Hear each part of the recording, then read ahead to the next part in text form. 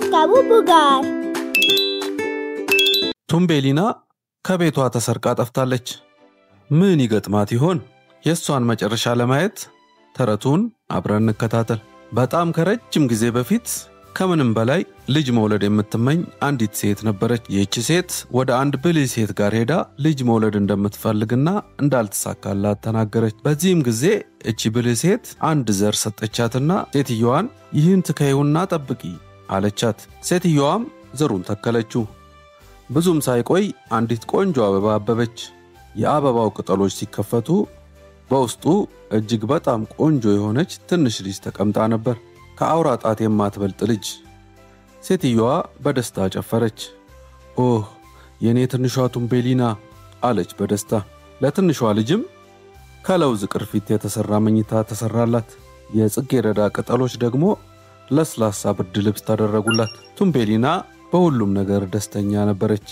አንድ ምሽት ግን ቱምቤሊና ተኝታ ሳለች አንድ ትልቅ መንቆራሪት በመስኮት በኩል ዘሎ ገባ። ለልጄ ምንኛ ምርጥ ሙሽራ ናት ሲል መንቆራሪቱ ጮኸ።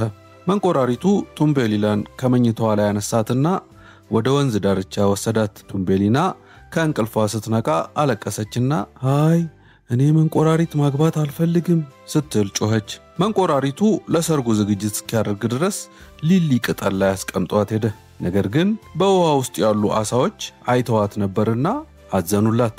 ስለዚህ የሊሊውን ቅጠል ግንድ ነከሱትና ከግንዱ ለዩት። የሊሊውም ቅጠል በወንዙ እየተንሳፈፈ ቱምቤሊናን ሩቅ ወስዶ ጣላት። ስለዚህ ከመንቆራሪቱ አመለጠች። አሁን የቱምቤሊና የብቸኝነት ጉዞና ጀብዱ ተጀመረ። በሜዳዎች ውስጥ እየተንከራተተች በለስላሳ አበባ ቅጠሎች ላይ እየተኛችና ከአበቦች ማር እየበላች ትኖር ጀመር።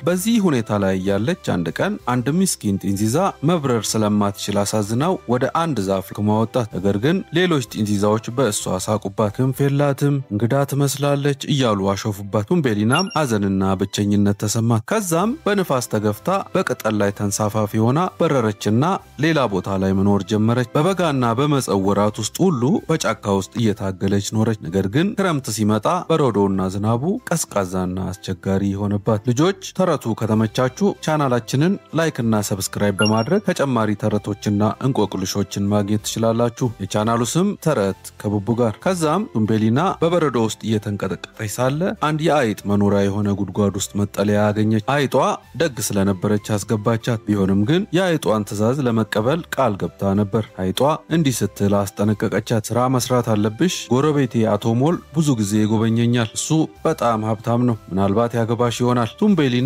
ሞል የተባለውን አስቀያሚ ፍጥረት ማግባት ባትፈልግም በጨዋነትና በዝምታ ተቀመጠች። አንድ ቀን በዋሻ ውስጥ ስትሄድ አንዲት እርግብ በዝናብ ተደብድባ እርቧትና ጠምቷት ልትሞት ስትል አገኘቻት። ኦህ ምስኪን ወፍ ስትል በሹክሹክታ ተናገረች። ውሃና ምግብ አመጣችላትና ጸደይ እስኪመለስ ድረስ ለብዙ ወራት ተንከባከበቻት። ወፏም በመጨረሻ ዳነችና ክንፎቿን ዘረጋች። አመሰግናለሁ ውድ ቱምቤሊና፣ አንድ ቀን እኔም ረዳሻለሁ ብላት በረረች።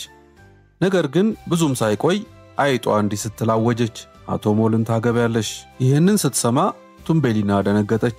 እሷ ከአቶ ሞል ጋር በመሬት ውስጥ በጨለማ ሳይሆን የፀሐይ ብርሃንና አበቦች ባሉበት ቦታ ነበር መኖር የምትፈልገው። በሰርጉ ቀን ልትሰናበት ወደምትወደው ዓለም ወደ ውጪ ወጣች። ያንኑ ጊዜ በድንገት እርግቧ መጣች። ጀርባዬ ላይ ውጪ፣ ሩቅ ወስድሻለሁ አለቻት። ቱምቤሊና ወፏ ወደ ሰማይ ስትወጣ አጥብቃ ያዘቻት። በተራሮች ደኖች እና ባህሮች ላይ ሁሉ በረሩ። በመጨረሻም በፀሐይ ብርሃንና በአበቦች የተሞላ ምድር ደረሱ። በዚያም ቱምቤሊና አንዲት የአበባ አትክልት ቦታ አየች። በእያንዳንዱ አበባ ውስጥ ደግሞ ልክ እሷን የሚመስሉ ትንንሽ ሰዎች ነበሩ። ከእነርሱ አንዱ ወርቃማ ዘውድ ያደረገ የአበባ ልጅ ነበር። ልክ ወደ መሬት እንደወረደች ልዑሉ አያትና በሞቀ ስሜት ፈገግ አለ። እንኳን ደህና መጣሽ የኔ ቆንጆ ልጃገረድ፣ ንግስቴ ለመሆን ትፈልጊያለሽን ሲል በትህትና ጠየቃት። ቱምቤሊና ተሽኮረመመችና ራሷን ነቀነቀች። አዎ ማለቷ ነበር። ልዑሉም በአበቦች መካከል ለዘላለም እንድትበር የሚያስችላትን ለስላሳ ክንፎች ሰጣት። ከዚያም ቀን ጀምሮ ቱምቤሊና በአበባው መንግስት በነጻነትና በፍቅር ለዘላለም ኖረች ይባላል።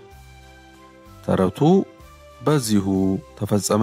ልጆች ተረቱ ከተመቻችሁ ቻናሉን ላይክ እና ሰብስክራይብ በማድረግ ተጨማሪ ተረቶችና እንቆቅልሾችን ማግኘት ትችላላችሁ። የቻናሉ ስም ተረት ከቡቡ ጋር